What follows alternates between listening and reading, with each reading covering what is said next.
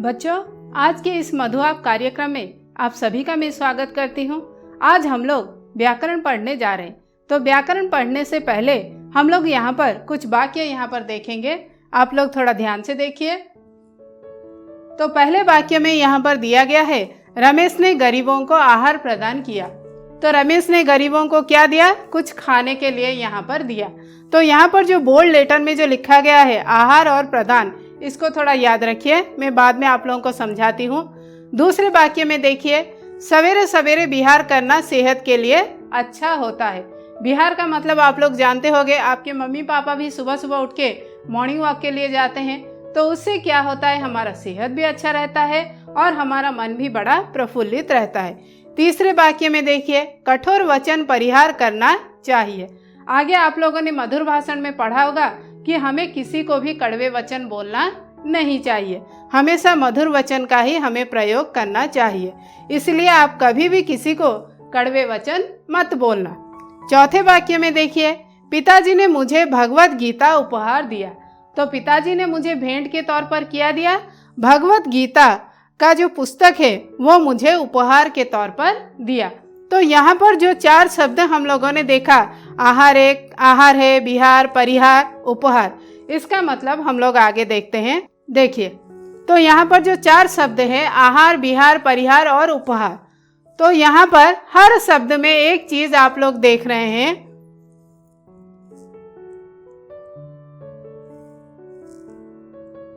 यहाँ पर मैं आप लोगों को बताना चाहती हूँ, आहार, विहार, परिहार और उपहार, इसमें हर शब्द में आप लोगों को हार ये जो देखने को आपको मिलता है हर शब्द में।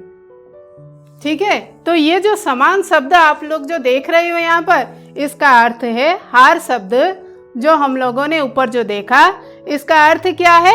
पराजित। ठीक है, तो आहार शब्द हमारा कैसे बना? आ प्लस हार, आ प्लस हार करने से आहार शब्द बना। तो आहार का मतलब क्या है? भोजन। यहाँ पर आप लोग पिक्चर में भी देख रहे हो किस प्रकार यहाँ पर भोजन का थाली रखा गया है। उसके बाद देखिए प्रहार, प्र प्लस हार, इससे हमारा क्या शब्द बना? प्रहार। प्रहार का अर्थ क्या है? किसी को मारना, पीटना, ऐसे कुछ। उसके बाद देखिए विहार, बी प्लस हार, विहार। विहार यानी सैर करना, हम लोग घूमने जो जाते हैं उसको हम कहते हैं विहार। उसके बाद देखिए परिहार, परि प्लस हार, ये जो परिहार जो शब्द है ये हमारा कैसे बना? परि प्लस हार।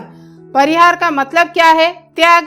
उसके बाद देखिए उप प्लस हार, उप प्लस हार से हमारा शब्द बना उपहार, यानी आप किसी को जो गिफ्ट देते हो उसको हम कहते हैं भेंट। उसी प्रकार से यहाँ पर जो चारों शब्द जो हमने 4 या 5 शब्द जो लिया है, उस सभी में हमारा कॉमन क्या है? हार। देखिए, पहले शब्द में आपको हार मिला, दूसरे शब्द में भी हार है, तीसरे शब्द में भी हार है, चौथे शब्द में भी और 5वें शब्द में भी हार है। तो ये जो 5 शब्दों में जो हार का जो प्रयोग किया गया है उसका अर्थ है पराजित करना। तो इन सभी से हमें एक चीज यहाँ पर स्पष्ट रूप से पता चल रहा है कि आज हम लोग यहाँ पर क्या पढ़ने जा रहे हैं, वो आप लोग यहाँ पर देखिए। तो हम लोग आज क्या पढ़ने जा रहे हैं? उपसर्ग के बारे में पढ़ने जा रहे हैं।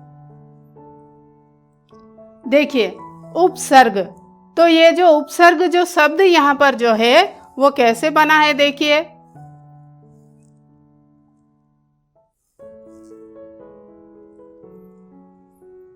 उपसर्ग जो शब्द हमारा बना है, ये जो उपसर्ग है, उप प्लस सर्ग, ये 2 शब्दों को लेकर ये बना है।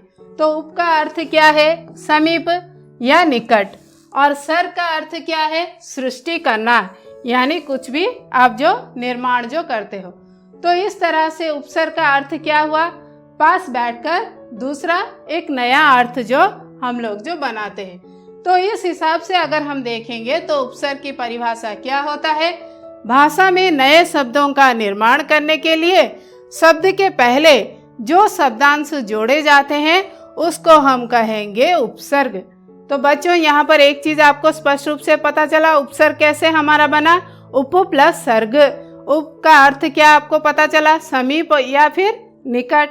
उस हिसाब से अगर हम उपसर्ग की परिभाषा देखेंगे तो भाषा में जो नए शब्दों का हम जो निर्माण करते हैं, उस नए शब्द का कुछ ना कुछ अर्थ होना चाहिए और उसी के साथ ही हमारा उपसर्ग भी जुड़ा हुआ रहता है।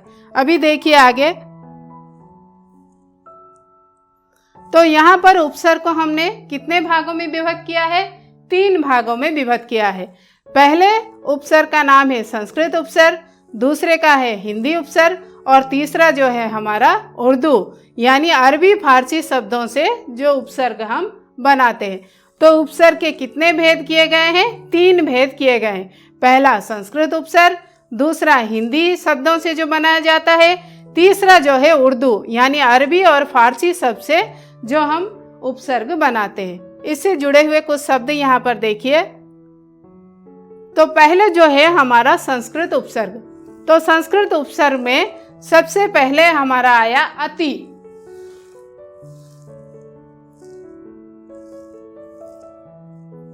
तो अति जो यहाँ पर दिया गया है, अति का अर्थ क्या है? अधिक यानी बहुत ज्यादा, बहुत या परे। तो इसको जोड़ते हुए ये जो अति जो है, अति है हमारा संस्कृत का उपसर्ग। तो अति शब्द को लेकर अति प्लस सय, सय का मतलब आप लोग जानते हो, अति प्लस सय करने से अतिशय शब्द बना। उसी प्रकार से अति प्लस क्रमण करने से अतिक्रमण शब्द बना। अत्याचार शब्द भी उसी प्रकार से, अत्यंत शब्द, अतिरिक्त, इस प्रकार से आप और भी नए नए शब्द भी बना सकते हो। तो यहाँ पर जितने शब्द हम अति उपसर्ग को लेकर जो बनाए हैं, ये सारे शब्द हमारे किसके अंतर्गत आते हैं? संस्कृत के अंतर्गत हमारे शब्द आते हैं। उसके बाद देखिए और कुछ नए शब्द। तो यहाँ पर अधि उपसर्ग लिया गया है। तो अधि उपसर्ग का मतलब क्या है? ऊपर या श्रेष्ठ। तो उससे जुड़े हुए हमारे जो शब्द हैं वो है अध्यक्ष, अधिपति, अधिकार, यानी ये सारे जो शब्द यहाँ पर जो दिए गए हैं, ये सब श्रेष्ठ के ऊपर आधारित है। अध्यक्ष, अधिपति, अधिकार, अध्यादेश, अधिकृत। उसी प्रकार से अनु उपसर्ग, अनु का मतलब है पीछे, प्रत्येक या फिर समान। उसी प्रकार से अनु उपसर्ग को लेकर जो शब्द बने हैं, अनुगामी, अनुचर, अनुरूप, अनुकूल, अनुसार और अनुताप। तीसरा जो शब्द यहाँ पर और एक दिया गया है अप। अप उपसर्ग का मतलब है हीनता, बुरा या फिर अभाव। तो अप उपसर्ग को लेकर हम कुछ शब्द यहाँ पर बनाएंगे, वो है अपकार, अपकीर्ति, अपमान, अपशब्द, अपराध और अपयश। तो यहाँ पर आपने जितने सारे शब्द देखे, ये आपने किस प्रकार से बनाया? उपसर्ग के इन शब्दों को लेकर आपने इस शब्दों को बनाया है। एक है अधि उपसर्ग, दूसरा है अनु और तीसरा है अप। इन तीनों को लेकर, एक एक को लेकर आपने यहाँ पर शब्दों की संयोजना की है। और कुछ उदाहरण देखिए बच्चों। तो यहाँ पर अभि उपसर्ग लिया गया है। अभि का मतलब क्या है? सामने या फिर आपके निकट। उस प्रकार से अभि उपसर्ग को लेकर हमने जो शब्द यहाँ पर बनाए हैं, अभिशाप, अभिमान, अभिलाषा, अभ्यागत, अभिवादन, अभिभाषण, अभिनय, इस प्रकार से आप और भी शब्द यहाँ पर बना सकते हैं। अब उपसर्ग का मतलब है नीचे या हीन। इस अब उपसर्ग को लेकर आपने जो शब्द यहाँ पर बनाए हैं, अवगुण, अवकाश, अवनति, अवज्ञा, अवतरण, अवमान, अवतीर्ण। देन तीसरे में आप लोग देखिए आ। तो आ से, आ का मतलब क्या है? तक, समेत। तो यहाँ पर जो शब्द हमने जो बनाए हैं, आजन्म, आशंका, आदान, आकर्षण, आक्रमण, आजीवन, आमरण, आरक। तो इन तीनों जो उदाहरण हमने जो यहाँ पर लिया है, आप लोगों को मैं यहाँ पर एक बात बताती हूँ। अभी उपसर्ग का प्रयोग किया गया अभिशाप में, अभिमान में उसी प्रकार, अभिलाषा में उसी प्रकार, अभ्यागत में भी, अभिवादन में भी, अभिभाषण में भी, अभिनय में भी हमने अभि उपसर्ग का प्रयोग किया है। उसके बाद अब उपसर्ग को लेकर आपने यहाँ पर बनाया है अवगुण, अवकाश, अवनति, अवज्ञा, अवतरण, अवमान, अवतीर्ण। उसी प्रकार आ उपसर्ग को लेकर आजन्म, आशंका, आदान, आकर्षण, आक्रमण, आजीवन, आमरण और आरक्त। तो इस प्रकार से हमने उपसर्ग की सहायता से यहाँ पर नए नए शब्दों की रचना की है, और जिन शब्दों की हमने रचना की है उनका अर्थ यहाँ पर पूरी तरह से हमें स्पष्ट रूप से पता चलता है। अब का अर्थ आप लोगों ने देखा, नीचे या हीन। उसी प्रकार से आ उपसर्ग का मीनिंग है तक या समेत। देन अभी उपसर्ग का मतलब है सामने या निकट। इस प्रकार से इन सभी उपसर्गों से हमें एक चीज यहाँ पर, संस्कृत के उपसर्गों से एक चीज हमें अच्छी तरह से यहाँ पर पता चलता है कि अर्थ के अनुसार हमने जिन जिन शब्दों का निर्माण किया है उसका स्पष्ट रूप से हमें पता चलता है। उसके बाद देखिए, पहला जो हमारा भेद था संस्कृत उपसर्ग, उसके बाद दूसरे भेद पर हम आते हैं, वो है हिंदी के उपसर्ग। तो हिंदी के उपसर्ग में देखिए, जो पहला शब्द हमने लिया है अ का अर्थ क्या है? निषेध या अभाव। तो उससे जुड़े हुए जो शब्द हमने लिया है अमोल, अ है इसका उपसर्ग और मोल है इससे जुड़ा हुआ शब्द। उसी प्रकार से अलग में देन हमारा आया उपसर्ग, उसके बाद चेत यहाँ पर मिला गया है अचेत। उसी प्रकार से उपसर्ग के बाद अछूत, अ से टल मिलाया गया है तो उससे क्या हुआ? अटल हुआ। उसके बाद दूसरा हिंदी का उपसर्ग देखिए अध का मीनिंग क्या हुआ? आधा। उससे जुड़े हुए जो शब्द है अध कचरा, अध मरा, अध जला, अध पका, यानी आधा जो पका हुआ होता है। अध खिला, जो फूल जो खिलने से पहले जो थोड़ा सा जो रहता है उसका जो कली है उसको कहेंगे अध खिला। उसी प्रकार अध जमा। देन लास्ट वर्ड देखिए उन, हिंदी उपसर्ग से जो संबंधित है उन का मतलब क्या है? एक कम। तो उससे जुड़े हुए हमारे जो है 29 है, उसके बाद 39 है, 59 है, 49 है। तो यहाँ पर जो 29, 39, 59, 49 जो लिए गए हैं ये सारे हमारे नंबर से आप लोगों को अच्छी तरह से याद होगा। 29, 39, तो इसमें क्या हुआ? उपसर्ग आपका कौन सा हुआ? उन। उसी प्रकार 39 में उन, 59 में भी उन, देन 49 में उन। तो यहाँ पर 4 जो शब्द बनाए गए हैं वो किसकी सहायता से? उन शब्द से बनाया गया है। तो आप लोगों को ये अच्छी तरह से समझ में आ गया कि अ उपसर्ग के साथ हम अ उपसर्ग को लगाकर हमने किस प्रकार से शब्द बनाए, अध से हमने किस प्रकार से अध कचरा, अध मरा, इस प्रकार से शब्द बनाए। उसके बाद उन उपसर्ग को हमने इस्तेमाल करके 29, 39 ऐसे नंबरों वाले शब्द हमने यहाँ पर बनाए। और कुछ शब्द इससे जुड़े हुए देखिए, क और कु। तो क का मतलब यहाँ पर क्या है? देखिए क का मतलब है बुरा या हीन। तो यहाँ पर देखिए जो शब्द हमने जो बनाया है क से, यहाँ पर देखिए कपूत, कुपात्र, कुमार्ग, कुरूप, कुदेश। तो क और कु जो यहाँ पर जो दिया गया है, कपूत में क देखिए, देन कुपात्र में कु शब्द आ गया, कुमार्ग में हमारा कु उपसर्ग आ गया, कुरूप में उसी प्रकार से कु और कुदेश में कु। तो यहाँ पर देखिए पूत आया, पात्र आया, मार्ग आया, रूप और देश। जो ये जो शब्द जो है उपसर्ग के साथ जो जुड़े हुए हैं उसका भी अर्थ हमारा स्पष्ट रूप से यहाँ पर आ रहा है। देन दूसरा जो उपसर्ग है देखिए स और सु। स का मतलब यहाँ पर क्या है? श्रेष्ठ और सुंदर। तो उससे जुड़े हुए जो शब्द हमारे यहाँ पर है सपूत, सुघड़। सपूत स हमारा आया कि नहीं देखिए बच्चों।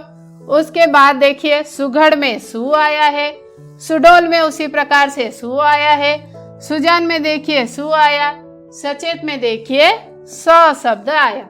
तो आप लोगों को यह अच्छी तरह से पता चल गया है कि जो जिन जिन उपसर्गों का हमने यहाँ पर प्रयोग किया है उस उपसर्ग के साथ हमने शब्द बनाए हैं। और एक चीज आपको अच्छी तरह से ध्यान में रखना है, जिन शब्दों का हमने यहाँ पर जो मेल कराया है उपसर्ग के साथ उसका अर्थ भी हमें स्पष्ट रूप से पता चलना चाहिए। दूसरा जो तीसरा शब्द देखिए बिन। बिन का मतलब क्या है? बिना या निषेध। तो उसका देखिए बिन बात, बिन कहे, बिन मांगा, बिन देखा। तो यहाँ पर भी उपसर्ग का प्रयोग हमने किया है। बात के साथ किया है, कहे के साथ किया है, मांगा के साथ किया है और देखा के साथ किया है। उसके बाद देखिए भर। भर का मतलब क्या है? पूर्ण और पूरा। भरपेट, भरपूर, भरमार, भर सक। भर जो है हमारा उपसर्ग है और सक जो शब्द है भर उपसर्ग के साथ हमने जोड़ा है। उसी प्रकार से भर हमारा उपसर्ग और पेट उसके साथ जुड़ा है। पूर भी उसी प्रकार से और मार भी। तो हमें एक चीज यहाँ पर स्पष्ट रूप से पता चल रहा है, जिन शब्दों का हम उपसर्ग के साथ प्रयोग में लाते हैं उनका अर्थ हमें पूरी तरह से समझ में आ जाता है। तो यहाँ पर देखिए, तो बच्चों आज हम लोगों ने संस्कृत के उपसर्गों के बारे में और हिंदी के उपसर्गों के बारे में यहाँ पर पढ़ा। तो अभी हम देखने जा रहे हैं तीसरा और अंतिम उपसर्ग जो कि उर्दू का है। तो उर्दू के उपसर्ग पढ़ने से पहले मैं यहाँ पर एक छोटी सी बात आप लोगों को बताना चाहती हूँ कि जब हम उर्दू के उपसर्ग पढ़ते हैं तो उसमें अरबी और फारसी के कुछ शब्द यहाँ पर आते हैं। तो यहाँ पर आप लोग देखने से इस उदाहरणों के माध्यम से आप अच्छी तरह से समझ पाएंगे। देखिए बच्चों,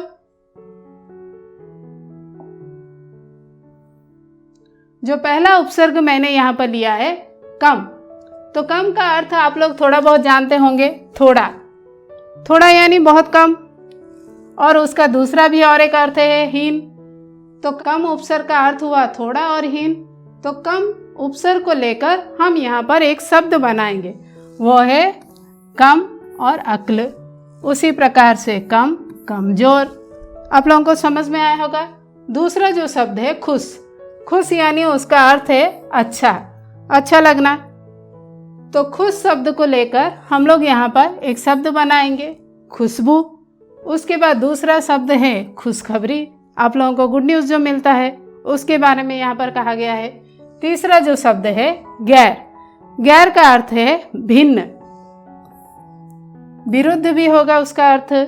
और इस गैर शब्द को, उपसर्ग का इस गैर शब्द को हम लगाकर एक नया शब्द हम बनाएंगे, गैर हाजिर। उसी प्रकार से गैर कानूनी, गैर हाजिर और गैर कानूनी। तो बच्चों आप लोगों ने यहाँ पर देखा उर्दू के कुछ शब्दों के और कुछ उपसर्गों को लेकर हमने किस प्रकार यहाँ पर छोटे छोटे शब्द बनाए। तो बच्चों इससे जुड़े हुए कुछ और उदाहरण आप लोग देखिए। बा। बा का मतलब है साथ। उससे जुड़े हुए जो हमारे जो शब्द जो यहाँ पर बने हैं उसको हम कहेंगे, उर्दू के उपसर्ग जो आए हैं बा के साथ, बाकायदा, बाइज्जत, बाइंसाफ, बदतमीज। ठीक है। तो इस प्रकार से हमने बा यानी सात, सात के साथ बाकायदा, बाइज्जत, बाइंसाफ और बदतमीज, इस प्रकार के शब्द हमने बनाए हैं। ला उपसर्ग को लेकर, ला का मतलब है बिना, लापता, लापरवाह, लावारिस, लाइलाज। ठीक है। उसके बाद देखिए सर। सर यानी जो हेड होते हैं, मुख्य। सरपंच गांव में होते हैं। सरताज जो हमारे सिर पे जो सरताज जो मुकुट रहता है, उसी प्रकार से सरदार भी एक गैंग लीडर होते हैं। तो सर का मतलब है मुख्य और सर उपसर्ग के साथ हमने ये तीन शब्द यहाँ पर बनाए। उसी प्रकार हम उपसर्ग को लेकर समान और साथ। तो हम उपसर्ग के साथ होगा हम सकल। देखिए हम उपसर्ग का हमने यहाँ पर प्रयोग किया है, हम सकल, हम उम्र, हम दर्द, हम राही, हम सफ़र और हमदम। यहाँ पर हम उपसर्ग के साथ मिलाकर हमने जिन जिन शब्दों का उपसर्ग के साथ मिलाकर हमने यहाँ पर लिया है उन सभी से हमें अर्थ का स्पष्टीकरण पूरी तरह से होता है। अभी देखिए इनसे जुड़े हुए कुछ प्रश्न। तो सबसे पहला जो यहाँ पर जो प्रश्न आया है, निम्न शब्दों में से मूल शब्द और उपसर्ग। आगे हमने उपसर्ग के कितने भेद यहाँ पर पढ़े? 3 भेद। संस्कृत के उपसर्ग, उसके बाद हिंदी के उपसर्ग और तीसरा जो आया हमारा उर्दू के उपसर्ग अरबी और फारसी से लेकर। तो यहाँ पर जो पहला शब्द दिया गया है अनपढ़। अन हुआ हमारा उपसर्ग, अन प्लस पढ़, अनपढ़। उसके बाद देखिए अबोध। प्लस बोध। उसके बाद प्रतिकूल, प्रति प्लस कूल। तीसरा वाला उत्थान है, यहाँ पे कंफ्यूज मत होना बच्चों, उत प्लस थान, ठीक है। उसके बाद ना समझ, ना लिखना प्लस समझ लिखना। तो इस प्रकार से ये यहाँ पर हमने क्या किया, तो यहाँ पर हमारा मूल शब्द अलग हुआ और उपसर्ग भी अलग हुआ। जो दूसरा जो है हमारा क स्तंभ के साथ हम ख स्तंभ को मिलाएंगे। ला, ला यहाँ पर हुआ तो लापरवाह। ला वर्ड हमारा किसके साथ है, 1 नंबर में है। तो यहाँ पर देखिए लापरवाह जब हम लिखेंगे तो यहाँ पर क्या करेंगे, लापरवाह वहाँ पर 1 नंबर में है, यहाँ पर भी आप 1 नंबर दोगे तो उसके साथ आपका मिलान होगा। उसके बाद देखिए दूसरा उपसर्ग दिया है हम का क्या होगा, हम उम्र। बच्चों अपने अपने कॉपी में लिख लेना है। आ के साथ जुड़ा है हमारा आकर्षण। उसके बाद देखिए बिन, तो बिन जो यहाँ पर है, जो चौथा नंबर है, ये वाला होगा बिन मांगा। उसके बाद परा उपसर्ग दिया है, परा के साथ होगा हमारा परामर्श। बच्चों इसे अपने अपने कॉपी में लिख लेना। ला के साथ हुआ लापरवाह, उसके बाद हम के साथ हुआ हमारा हम उम्र, आ के साथ हुआ आकर्षण, बिन के साथ हुआ बिन मांगा, परा के साथ हुआ हमारा परामर्श। तो बच्चों आज हम लोगों ने यहाँ पर संस्कृत के उपसर्ग, हिंदी के उपसर्ग और उर्दू के उपसर्ग के बारे में विस्तृत रूप से यहाँ पर जानकारी प्राप्त किया। आज के लिए इतना ही बच्चों, धन्यवाद।